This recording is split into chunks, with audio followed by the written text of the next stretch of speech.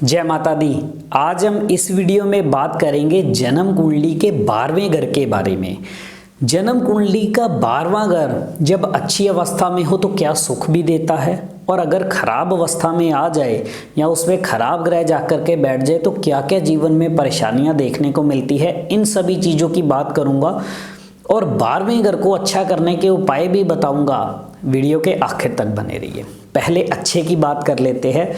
जन्म कुंडली का 12वां घर अगर अच्छी अवस्था में हो, यानी कि इस घर के अंदर अच्छे ग्रह बैठे हुए हो, या इस घर का जो मालिक है यानी कि बृहस्पति और राहु, ये दोनों ग्रह अच्छी अवस्था के अंदर हो तो 12वां घर बहुत सुख भी देता है, जिसमें इंसान जीवन के अंदर विदेशों में भी जा सकता है, विदेशों से जुड़े हुए काम भी कर सकता है। विदेश के अंदर जाना या वहाँ जाकर के काम करना या फिर उनसे जुड़े हुए काम करना इंसान को जीवन में बहुत लाभ देते हैं, बहुत तरक्की देते हैं।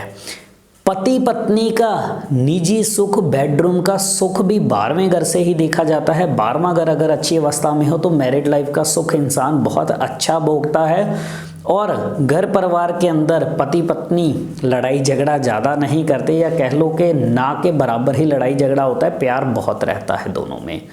और 12वां घर अगर अच्छी अवस्था के अंदर हो तो इंसान अपना पैसा भी जहाँ पे खर्च करता है उसका लाभ उसको जीवन में जरूर मिलता है, और बिना वजह के खर्चे ऐसे इंसान के नहीं होते। और कई बार तो अगर 12वें घर के अंदर अच्छे ग्रह बैठे हुए जैसे बृहस्पति हो गया या केतु हो गया तो इंसान धर्म कर्म के कामों के ऊपर भी, लोगों की भलाइयों के कामों के ऊपर भी अपना पैसा खर्च करने वाला होता है।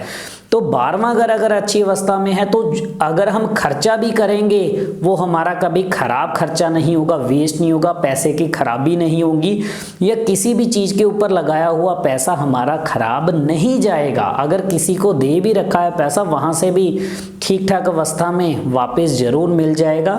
तो 12वां घर खर्चे भी इंसान को लाभ देने वाले जरूर होते हैं। अब 12वां घर अगर खराब हो जाए, 12वां घर अगर खराब अवस्था के अंदर है या उसमें खराब ग्रह जाकर के बैठे आए हैं, यानी कि अब मैं बताता हूं कि कौन से ग्रह 12वें घर को खराब करते हैं।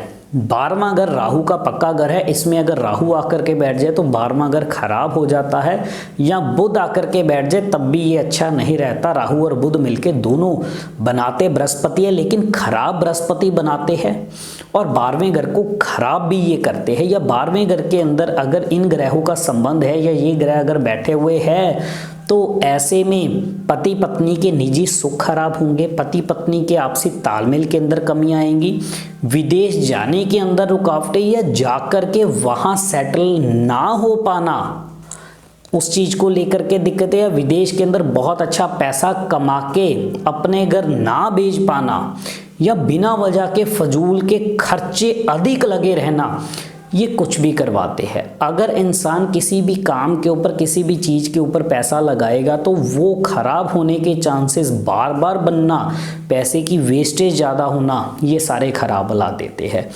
12वें घर के अंदर अगर चंद्रमा जाकर के बैठ जाए, जो कि केतु को भी खराब करता है। 12वें घर का हालांकि चंद्रमा विदेश यात्रा तो करवा देता है, लेकिन इंसान बहुत अधिक खर्चा करने वाला भी होता है, बेफजूल की खर्ची करने वाला भी होता है, अपने मित्रों, अपने सगे संबंधियों के ऊपर भी खर्चा करने वाला होता है।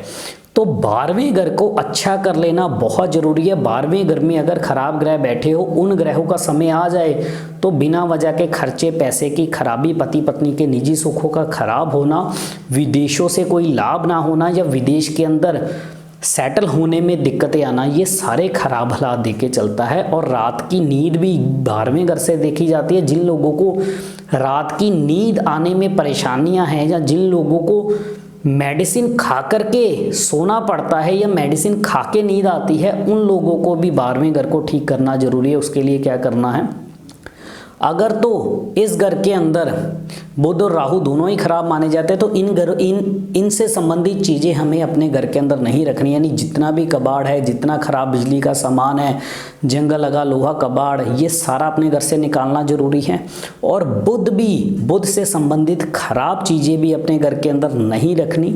यानी कि बुध से संबंधित जो भी वस्तु है वो घर से निकालना बहुत जरूरी है। किसी भी तरह का म्यूजिकल इंस्ट्रूमेंट है, ढोलक, तबला, गिटार, सितार, तुलसी, मनी प्लांट, रबर प्लांट, इनके अंदर बुध की एनर्जी बहुत होती है, इनको भी घर में ना रखिए। तुलसी अगर घर में है तो आसपास की किसी मंदिर में दे सकते हो। नीले और हरे रंग का प्रयोग मत कीजिए, घर के कर्टन्स, बेडशीट ये बिल्कुल मत रखिए घर के अंदर, और साथ ही नीला और हरा रंग पहनना भी कम कीजिए। और अगर ये दोनों ही है, इनमें से कोई भी 12वें घर के अंदर बैठा है तो उपाय क्या करना, अगर बुध है तो 27 दिन एक खाली मटका ढक्कन लगा के जल प्रवाह कीजिए। राहु है तो 2 मुट्ठी सौंफ लाल सूती कपड़े में बांध के उसमें एक मूंगा भी डाल लीजिए, उसको अपने तकिए के अंदर जरूर रखिए। मात्र आप ये उपाय कीजिए, 12वां घर जरूर अच्छे फल देने लगेगा। इसी तरह से हम और भी विषयों पर आप लोगों के साथ जुड़े रहेंगे। इजाज़त दीजिए। जय माता।